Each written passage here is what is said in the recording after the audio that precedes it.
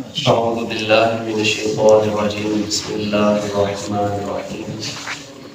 قال الله تبارك وتعالى في القرآن المجيد والفرقان الحميد إن كنتم جنبا فطهروا صدق الله العظيم۔ اللہ جل شانہ قرآن میں ارشاد فرما رہا ہے کہ اگر تم جنبی ہو یعنی کہ تمہارے پر غسل واجب ہو گیا لازم ہو گیا، حالت جنابت میں ہو تو خوب پاکی حاصل کرو۔ آج چونکہ ہم نے پہلے ایک طہارت کے موضوع کے اوپر طہارت کی جو اہمیت تھی وہ سمجھ لی تھی کہ طہارت کی اہمیت ہے کیا، اور آج ہم وہ طہارت چونکہ غسل اور وضو دونوں کو شامل ہوتی ہے تو غسل کی جزئی کے پیش نظر آج ہم بات کریں گے جی غسل جنابت کی اہمیت کیا ہے، یعنی کہ وہ غسل جو بندے کے اوپر واجب ہو جاتا ہے کرنا اس کی اہمیت کیا ہے۔ اللہ جل شانہ نے تو مطلقاً فرمایا قرآن کی جب تم پاک ہو تمہارے پر غسل واجب ہو تو خوب پاکی حاصل کرو، اور یہ سنن ابو داؤد کی حدیث مبارکہ لکھی ہوئی ہے، ترمذی شریف میں بھی حدیث مبارکہ لکھی ہوئی ہے، سنن ابن ماجہ میں بھی لکھی ہوئی ہے کہ حضور خاتم النبیین صلی اللہ علیہ وسلم نے ارشاد فرمایا کہ ہر بال کے نیچے جنابت ہے۔ اب یہ جو لفظ ہے نا حدیث کے، یہ بڑے ہر لفظ نوٹ کرنے والے ہیں کیونکہ اس کے اندر بڑا باریکی والا ایک مسئلہ چھپا ہوا ہے۔ آپ صلی اللہ علیہ وسلم ہے کہ ہر بال کے نیچے جنابت ہے، اور تم بالوں کو دھو اور اس کے بعد پھر جلد کو صاف کرو۔ یعنی اب یہاں پہ مسئلہ سمجھنے والا کیا ہے کہ وہ بندے جس کے اوپر غسل واجب ہو جاتا ہے تو ظاہر سی بات اس نے غسل تو کرنا ہے۔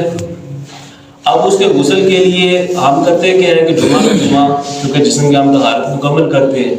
بال وغیرہ بھی صاف کرتے ہیں، تو پورے جسم کے اوپر جو بندہ جس سے غسل واجب ہوتا ہے اس کے ہر بال کے اوپر جنابت آ رہی ہوتی ہے۔ تو وہ کرتے کیا ہے بعض لوگ کہ پہلے بال صاف کر لیتے ہیں پھر غسل کرتے ہیں۔ تو اس لیے کرنا کیا ہے کہ پہلے آپ نے غسل کرنا ہے، پہلے کیا کرنا ہے جی غسل کرنا ہے، غسل کرنے کے بعد کیا کرنا ہے بالوں کو اتارنا ہے۔ اگر ایسا بندہ ہے کہ جس نے صرف سنت غسل کرنا ہے، جس جمعے کا غسل ہم کرتے ہیں، تو اس بندے کے لیے کیا حکم ہے کہ وہ پہلے بال وغیرہ صاف کر لے، اس کے بعد میں جو غسل کا طریقہ ہے اس کو مکمل کرے گا۔ تو اس حدیث مبارکہ سے یہ جو مین نقطہ تھا وہ ہمیں سمجھ میں آ گیا۔ حضرت علی رضی اللہ تعالیٰ عنہ بیان فرماتے ہیں، ابو داؤد شریف کے حدیث مبارکہ ہے کہ حضور خاتم النبیین صلی اللہ علیہ وسلم ارشاد فرمایا کہ جس بندے کا غسل جنابت میں ایک بال برابر حصہ بھی خشک رہ گیا، ایک بال برابر حصہ بھی اس نے دھویا نہیں، تو وہ حصہ اس کو جہنم میں اس کو آگ کے ساتھ ایسا ایسا عذاب دیا جائے گا۔ ایسا ایسا سے مراد کیا کہ قضا بقضا سخت ترین عذاب دیا جائے گا۔ تو یہ ہے اہمیت۔ کام بعض بات ایسے مسائل کو جو غسل کے متعلقہ ہوتے ہیں بڑا ہلکا سمجھ رہے ہوتے ہیں، لیکن وہ ہمارے لیے وبال جان بن سکتے ہیں، ہمارے لیے عذاب کا بھی کوئی نہ کوئی حصہ اس میں مل سکتا ہے ہمیں، اس بات کی ہمیں کوئی فکر ہی نہیں ہوتی ہے۔ تو اس لیے ان مسائل کا پہلے جان لینا ضروری ہوتا ہے، بعد میں ہماری عبادات جو ہوتی ہیں وہ انہی کے اوپر ہوتی ہیں۔ قرآن پڑھنا تو اسی کی بیس پہ پڑھنا ہے، اگر طہارت ہوگی تب ہم باقی معاملات کر سکتے ہیں، عبادات کر سکتے ہیں۔ تو اس ضمن میں یہ بھی حدیث مبارکہ ذہن میں رکھیے جو کہ متفق علیہ حدیث مبارکہ بخاری اور مسلم میں حدیث مبارکہ لکھی ہوئی ہے کہ حضور خاتم النبیین صلی اللہ علیہ وسلم بذات خود غسل میں کس قدر احتیاط فرماتے تھے۔ تو حضرت عائشہ صدیقہ رضی اللہ تعالیٰ عنہ راویہ ہیں، آپ بیان فرماتی ہیں کہ حضور نبی مکرم صلی اللہ علیہ وسلم جب غسل فرماتے تو یوں کرتے ابتدا کہ پہلے آپ صلی اللہ علیہ وسلم اپنے ہاتھ دھویا کرتے، اور اس کے بعد آپ صلی اللہ علیہ وسلم وضو کی طرح کا جو ہم نماز کی طرح کا وضو کرتے ہیں وہ وضو فرماتے ہیں، اور اس کے بعد پھر آپ صلی اللہ علیہ وسلم پانی میں انگلیاں ڈال کر اپنے بالوں کی جڑوں میں پانی تر کرتے، یعنی کوئی جڑ کی جو بالوں کی کھال ہے اس کو تر کرتے تھے۔ پھر آپ صلی اللہ علیہ وسلم 3 چلو بھر کے اپنے سر کے اوپر پانی ڈالتے، اور اس کے بعد پھر آپ صلی اللہ علیہ وسلم پورے جسم پر 3 دفعہ پانی بہایا کرتے۔ تو اس سے پتہ کیا چلا، اب یہ جو حدیث میں نے ذکر کی ہیں ان میں خاص طور پہ مردوں کو حکم ہے، خاص طور پہ بالوں کے حوالے جو سر کے بال ہوتے ہیں۔ یہاں پہ ایک اور نقطہ آپ سمجھنے والے، سر کے بالوں میں کیونکہ بال دھونے کا بھی ذکر آ گیا پچھلی حدیث میں، خاص تک پانی کو تر کرنے کا بھی ذکر آ گیا، تو یہ مردوں کے لیے دونوں کا دھونا ضروری ہے، لیکن عورتوں کو اس میں تھوڑی سی استثناء حاصل ہے۔ اب چونکہ آپ یہاں پہ آتے ہیں جو شادی شدہ حضرات ہیں، خاص طور پہ وہ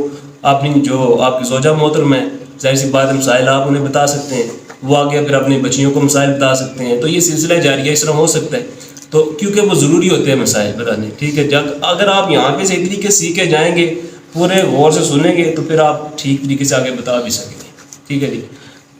تو اس ضمن میں مسلم شریف کے حدیث مبارکہ ہے، حضرت ام سلمہ رضی اللہ تعالیٰ راویہ ہیں، انہوں نے عرض کی یا رسول اللہ صلی اللہ علیہ وسلم میں مینڈیاں بڑی کس کر بناتی ہوں، بالوں کی مینڈیاں بڑی کس کے بناتی ہوں، کیا غسل جنابت میں انہیں کھول لیا کروں؟ تو نبی کریم صلی اللہ علیہ وسلم ارشاد فرمایا کہ نہیں، تم اوپر صرف 3 چلو پانی ڈال لیا کرو اور اس کے بعد پھر اپنے پورے جسم پہ 3 دفعہ پانی بہا لیا کرو، تم پاک ہو جاؤ گے۔ یعنی کہ اس حدیث مبارکہ سے کیا پتہ چلا کہ عورتوں کو بال کھولنے کی ضرورت نہیں ہے یا بالوں کو دھونے کی ضرورت نہیں ہے، صرف کیا کھال تک پانی پہنچانا ضروری ہے۔ اب دوسری حدیث مبارکہ سن لیجئے پہلے، اس کے بعد پھر اس مسئلے کو مزید وضاحت سے ہم ڈیٹیل میں لے کے آئیں گے۔ یہ بھی مسلم شریف میں حدیث مبارکہ ہے، حضرت عائشہ صدیقہ رضی اللہ تعالیٰ عنہا، حضرت عبید بن عمیر رضی اللہ تعالیٰ عنہ سے حدیث مبارکہ مروی ہے کہ حضرت عائشہ صدیقہ رضی اللہ تعالیٰ عنہ کو یہ بات پہنچی کہ حضرت عبداللہ بن عمر رضی اللہ تعالیٰ عنہ عورتوں کو بال کھول کر، مینڈیاں کھول کر غسل کرنے کا حکم دیتے ہیں۔ تو حضرت عائشہ صدیقہ رضی اللہ تعالیٰ عنہ فرماتی ہیں کہ بڑا تعجب کی بات ہے حضرت عبداللہ بن عمر پر کہ وہ عورتوں کو مینڈیاں کھول کے غسل کرنے کا حکم دیتے ہیں، حالانکہ ان کو یہ چاہیے کہ وہ تو عورتوں کو سار منڈوا دینے کا حکم دے دیں، یعنی کہ ان کو یہ کام نہیں تھا کرنا چاہیے۔ دوسرے لفظوں میں حضرت عائشہ کا کہنے کا مقصد یہ تھا۔ تو پھر حضرت عائشہ صدیقہ رضی اللہ تعالیٰ عنہ فرماتی ہیں کہ میں نبی کریم صلی اللہ علیہ وسلم کے ساتھ ایک ہی برتن سے غسل کرتی تھی اور میں اپنے سر پہ صرف 3 دفعہ پانی ڈالا کرتی تھی، یعنی کہ آپ کی حدیث سے بھی پتہ چلتا ہے کہ آپ مینڈیاں کھولنے کے قائل نہیں تھے یا پھر آپ نہیں کھولا کرتی، لیکن حدیث سے بس صحابی بھی بیان کر رہے ہیں۔ اگر وہ بیان کرتے ہیں اس کا مطلب یہ ہوتا ہے کہ انہوں نے بھی نبی کریم صلی اللہ علیہ وسلم کے کسی قول کو دیکھا ہے، کسی قول کو سننا ہے، عمل کو سنا ہے، دیکھا ہے، تو اس کے اعتبار سے انہوں نے وہ بیان کیا ہے۔ تو ان دونوں حدیث کو مد نظر رکھتے ہوئے ایسی عورتیں جن کے بعض کے بعض لوگ ایسے ہوتے ہیں کہ جن کے بال موٹے بھی ہوتے ہیں، بعض کے باریک ہوتے ہیں، پتلے ہوتے ہیں، بعض کے زیادہ بال ہوتے ہیں، بعض کے تھوڑے ہوتے ہیں، تو اگر کسی نے اتنی ٹائٹ کس کے اور کسی نے بال مینڈیاں بنائی ہیں کہ اس کا پانی جڑ تک پہنچتا ہی نہیں ہے، تو پھر اس کے لیے فرض ہے کہ وہ مینڈیاں کو کھولے گی، ٹھیک ہے جی، کیونکہ اللہ جل شانہ نے کیا ارشاد فرمایا کہ ان کو تم جنبا فطہروا، خوب پاکی حاصل کر تم جنبی ہو، ٹھیک ہے، تو جب وہ پانی کھال تک پہنچی کوئی نہیں ہے تو پھر اس کے لیے فرض کیا ہوگا، اس کو کھولے گی۔ اگر پانی پہنچ جاتا ہے تو پھر وہ جو حدیث مبارکہ حضرت ام سلمہ رضی اللہ عنہا والی ہے کہ وہ ٹائٹ کر کے باندھتی تھی، تو نبی کریم صلی اللہ علیہ وسلم نے کیا فرمایا کہ تمہارے لیے کھولنا ضروری نہیں ہے، تو پانی کو صرف کھال تک پہنچانا ان کے لیے ضروری ہے۔ اب وہ لوگ جو کہ تاخیر کرتے ہیں غسل کرنے میں، ٹھیک ہے جی، غسل کرنے میں تاخیر کرتے ہیں، ان کے بارے میں ابو داؤد شریف کے حدیث مبارکہ ہے، عن علی رضی اللہ تعالیٰ عنہ قال کہ حضرت علی کرم اللہ وجہ الکریم رضی اللہ عنہ راوی حدیث ہیں، آپ بیان فرماتے ہیں کہ قال رسول اللہ صلی اللہ علیہ وسلم لا تدخل الملائکہ، ملائکہ جو ہوتے ہیں وہ داخل نہیں ہوتے، اللہ کی جو رحمت کے فرشتے ہیں داخل نہیں ہوتے، بیتن اس گھر میں فیہ جس میں صورت تصویر ہوتی ہے، کیا ہوتی ہے جی؟ تصویر، ولا کلب اور کتا ہوتا ہے، ولا جنوب اور اسی طرح جس میں جنوبی ہوتا ہے، یعنی جس کے بندے کے اوپر غسل واجب ہوتا ہے، اس گھر کے اندر اللہ کی رحمت کے فرشتے داخل نہیں ہوتے۔ اب اس کا مطلب یہ نہیں ہے کہ وہ بندہ گناہ گار ہو رہا ہے، یہ فرشتوں کی ایک خصوصیت ہے کہ جس گھر میں پاک لوگ ہوتے ہیں، ناپاک لوگ نہیں ہوتے ہیں، اللہ کی رحمت کے فرشتے اس گھر میں داخل ہوتے ہیں۔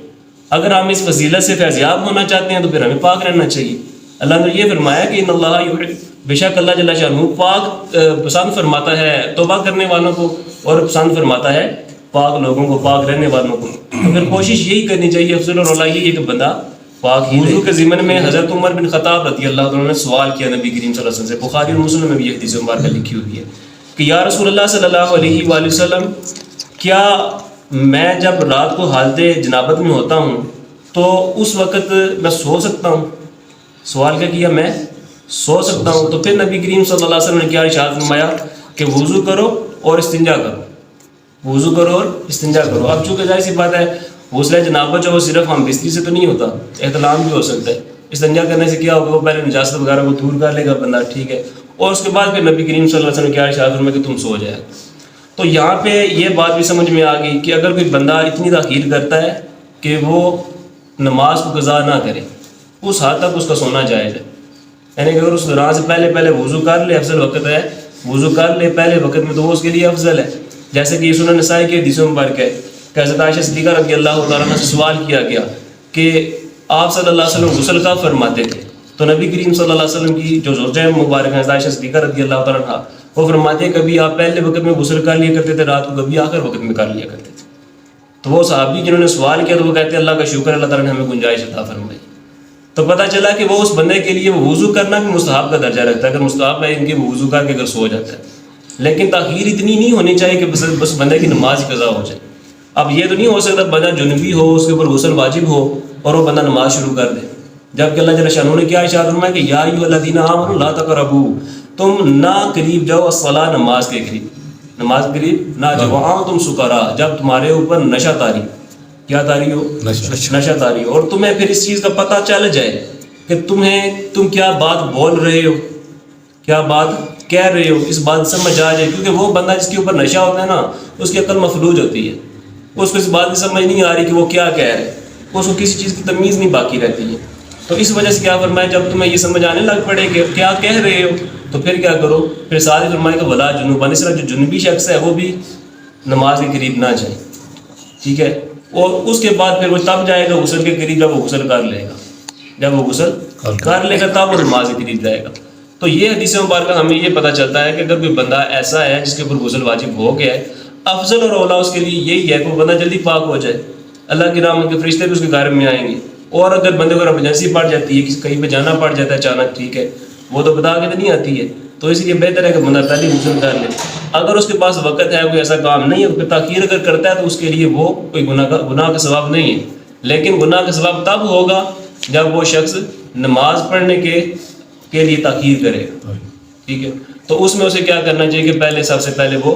غسل کرے گا. غسل کرنے کے بعد نماز کو ضائع کرنا بھی, قضا کرنا بھی, یہ بھی جائز نہیں ہے. فرض ادا کرے گا, حرام کا مرتکب ہوگا. تو اس لیے وہ بندہ پہلے کیا کرے گا, غسل کرے گا اور پھر نماز پڑھے گا. اور امید ہے کہ جو غسل کی جنابت کے حوالے سے جو ہے وہ ہمیں بخوبی سمجھ آ گئی.